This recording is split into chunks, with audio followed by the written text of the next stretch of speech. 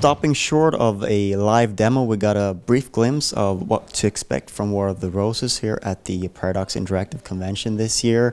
If we take a step back in time and to the days when this idea was born, what kind of things did you look to create, and what was the initial vision for the game?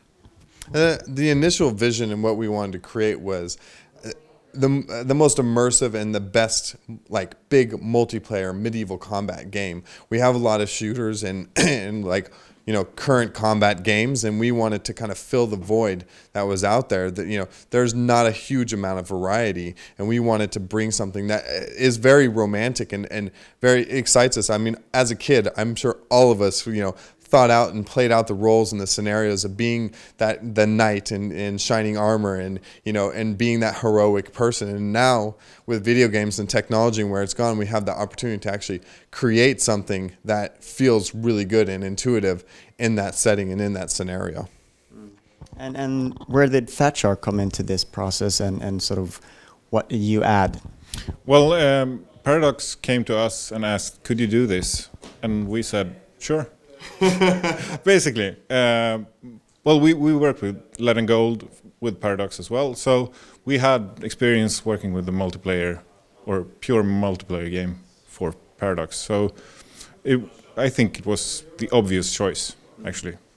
Is it because of there is a lot of sort of convergence in the industry to sort of move to similar kinds of products, and you have a lot of shooters, a lot of set in modern settings and stuff like that.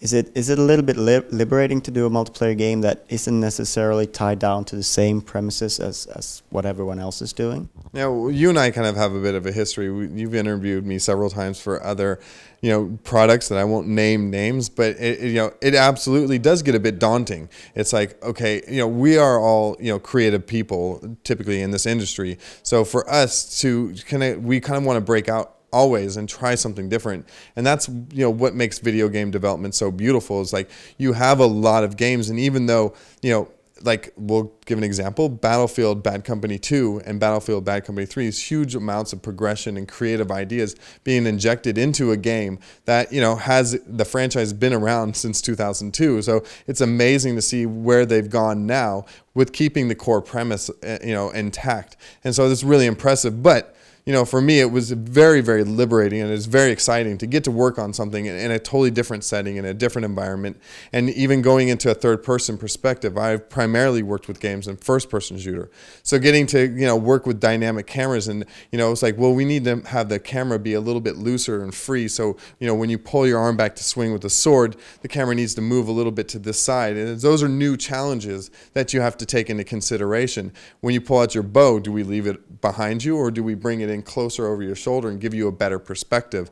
So, you know, getting involved in those processes and seeing the decisions that Mårten's made and getting to help give my feedback as well has been super, super fun and very, very, you know, it's a great creative experience. So one of the things that I reflected upon when I saw the game, sort of the game in motion for the first time and saw you demo it, was just how complex it seems. There are different swings and different things to consider, and all of that stuff, because if you just hear about the concept, you think, oh well, you're going to run around and hit with your sword. It's sort of like maybe you do in Elder Scrolls or something like that. But it really is on a whole different level of detail on how you do. Could you just give us a little brief insight into how the gameplay mechanics work and what you do on the battlefield?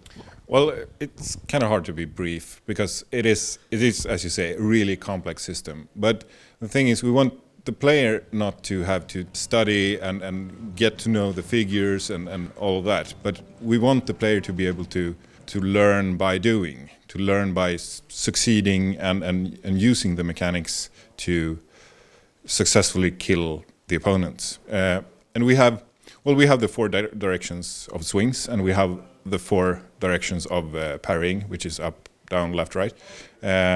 But in addition to that, we have four different kind of damage, which the weapon inflicts, depending on what kind of weapon you have. Then we have the different kind of armors, and different kind of damage affects different kind of armor in different ways. So if you have a hammer, that's blunt damage, and if you have cloth, that's not very effective. So a hammer against cloth is very good.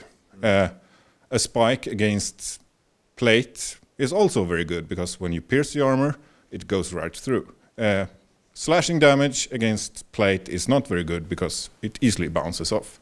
So these are a lot of aspects and a lot of things for us to take into consideration and balance the game with. But for the player, it has to feel natural. It has to feel that you know it on beforehand. So a hammer against cloth, well, that's obvious. And that's the thing we're working with all over the design of the game. Luckily, in the medieval times, they thought about it in advance for video games. It's very obvious when somebody's in full metal that, you know, they're a heavy armored guy. So visually, we try to let a lot of those things explain itself, and we don't try to add additional information that's redundant. So we want to make everything as intuitive and as smart as possible. You know, when you're going to swipe, you know, pull your arm back to your right side, you move the mouse to the right, and you click, you know, and you click the button to move the mouse to the right, and your character will respond in a natural, intuitive way. And that's where the accessibility comes from. When we say accessibility, it's not dumbing down the game. Like you said, it's very deep, very complex, but also making sure that that complexity it doesn't feel like unsurmountable. Like, it's like, okay, I don't need to know all the nuances, but I understand how all the core of these features work. And that's a big challenge, but it's also something I think that we've overcome, and we get better and better at it every day. And if you're not properly equipped to face someone, you can run away. Absolutely. Run away. So another thing that I thought about was as you said, it affects you in different ways, where you're wearing armor or not, and how fast you are. But of course, to balance that out and to make it even more sort of customizable, you of course have perks as well, so you can sort of use skills that to make your whatever armor or weapons you're using better. Can you talk us through how that works? Well, we have 60 different perks right now, divided into 5 different categories, or basic categories. In these 5 categories, you choose a speciality. Like for the movement category, for example, you choose either to be on foot or horse, cavalry. So if you choose cavalry, you will be able to spawn with a horse. If you specialize in this category, you'll be able to choose specialized perks, which might be heavy cavalry, which makes your horse have armor. And it works in that way all over our different perks and categories. So when you choose archer in the offensive category, you will specialize in ranged combat, which makes you even more effective when using a ranged weapon. So we both affect the mechanics of the game by the perks, and we unlock new gear and new even new mechanics, like the shield bash, for example, where you can strike someone with your shield as well.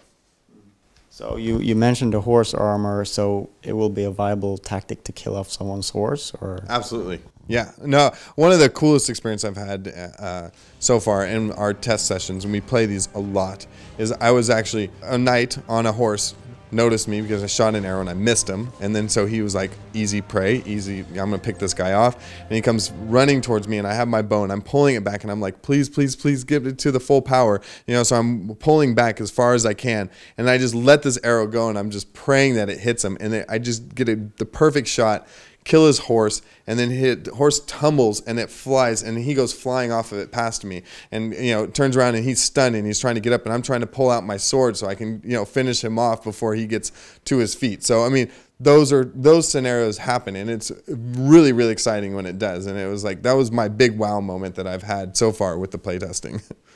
Do you have any similar experiences that you'd like to share? Well, I think I was the knight. At the situation, but it was actually a really wow moment for me as well, because I was so sure I was going to get him. I had the lance, I had the horse, I was charging him. I mean, he's a peasant for me, as a knight, as a noble. So I'm just charging, couching the lance, aiming at him, and then it all fell apart, and I was flying, and then we had on-foot combat instead. And a lance on foot is not very effective. So it happens all the time, stuff like that. So we got both sides of the story. That's nice. So where are you at in development right now, and what's left to do? We're still in production, so we have a lot of stuff to do. What we showed is just a glimpse or tip of the iceberg, to use a cliche, analogy. But that's where we are. We're not going to be to alpha for a few months yet, so we have a lot of things to do, and and getting to alpha is going to be super exciting. And the next time we show the game is going to be at GDC in San Francisco, and I think people are going to be super impressed at the level of content we have in there. We're going to be able to fit a ton of stuff in this game thanks to the BitSquid engine. It's a really great engine, and it really is giving this game the quality that it has.